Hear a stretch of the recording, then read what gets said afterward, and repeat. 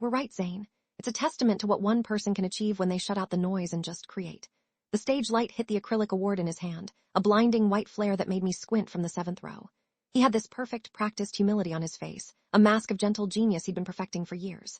He continued, his voice resonating through the auditorium.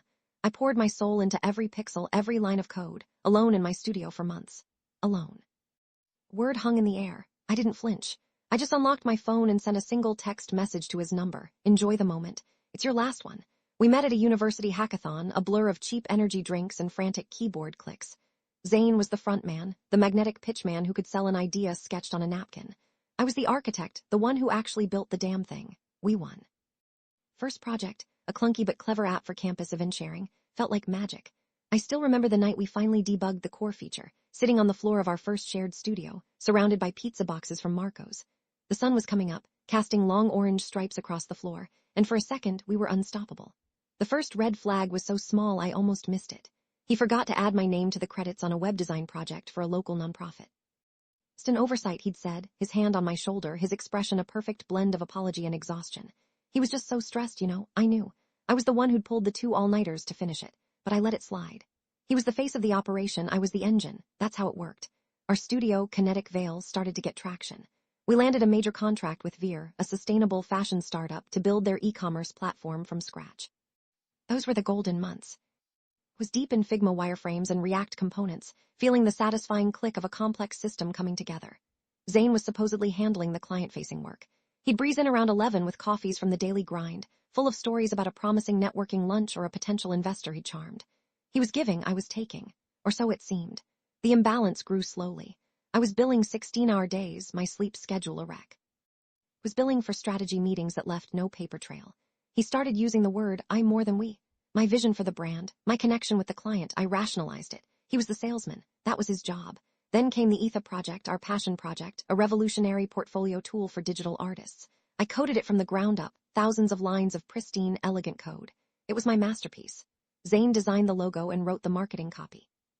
Discovery was a stupid accident.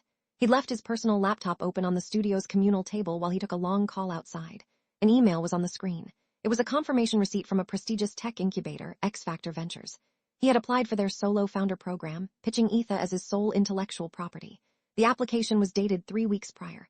My blood went cold. This wasn't an oversight. This was a calculated erasure. I didn't confront him. Instead, I got quiet. I spent the next 4 weeks becoming a detective in my own life. I hired a digital forensics consultant, a sharp woman named Yasmin, who showed me how to legally track activity on our shared company servers. Every night after Zane left, I meticulously documented everything. I found the emails he'd sent to potential investors, positioning me as a talented but temporary contractor. I found the wire transfer for $15,000 from the Veer project, a payment I'd never seen, diverted from our joint business account into a personal savings account under his name. He was systematically cutting me out, not just from our creation, but from our history. He was turning our allies against me, one casual, poisonous comment at a time. The breaking point was the Omni Design Conference. Etha had been nominated for the Innovator of the Year award. And they called our project's name. Zane walked on stage alone. He didn't even glance back at me. Our colleagues Valerie and Leo were sitting 2 seats down, their applause hesitant. They'd been distant for weeks, and now I knew why. His acceptance speech was a masterclass in cruelty. He talked about his solitary journey, his lonely creative struggle. Then he looked directly at me, a flicker of something triumphant in his eyes. Some people are just meant to be supporters, not creators. That's okay. It's an important role, too. The audience of 500 designers and developers applauded his supposed humility. I felt my entire world freeze.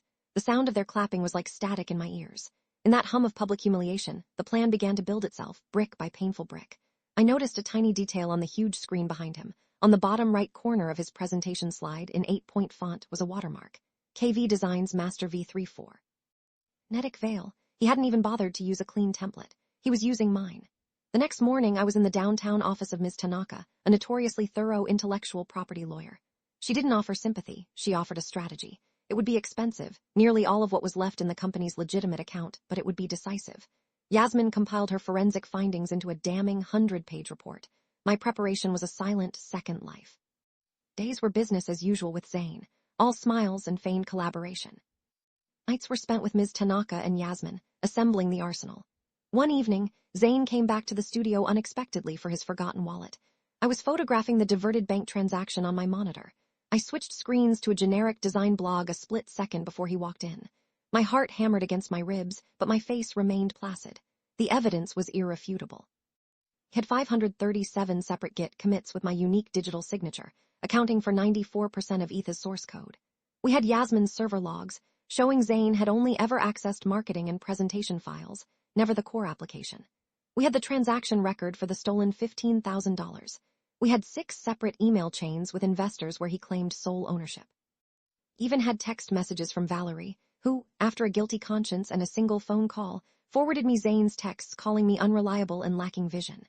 The ironic coincidence that sealed it all, one of the lead partners at the X Factor incubator he'd applied to, was my old college mentor, a man who had a zero-tolerance policy for academic and professional dishonesty. The trap was simple. I told Zane that Nexus Capital, a top-tier venture firm, had seen his speech and wanted an emergency meeting to discuss a 7-figure seed investment in ETHA. His ego swelled so large it was practically visible. He saw the culmination of his grand plan. He didn't know that Nexus Capital was Ms. Tanaka's largest client, and she'd called in a significant favor. The meeting was an execution. We sat in a glass-walled boardroom on the 40th floor, the city sprawling beneath us. Zane, in a new Zegna suit, was radiating smug confidence. He was already spending the money in his head. I let him bask in it for a moment before I spoke. Let's start with who actually built the product we're here to discuss. He laughed, a rich, dismissive sound. Don't be dramatic, Maya. We all know I'm the visionary here. You're a great technician, but this is my baby. He was still smiling when Ms. Tanaka walked in and placed a thick binder-clip document on the polished mahogany table. She introduced herself as my legal counsel. Zane's smile faltered. His eyes darted from the binder to me. The first section she opened was the Git commit history. His face went from bravado to confusion. He started to bluster about collaboration and shared ideas. Then, for the final blow, I slid my phone across the table. I was playing a screen recording of the wire fraud, the $15,000 leaving our account and landing in his. Ms. Tanaka spoke, her voice calm and lethal. Wire fraud, breach of fiduciary duty, and intellectual property theft carry significant penalties, Mr. Vance, both civil and criminal. As if on cue, the boardroom door opened again.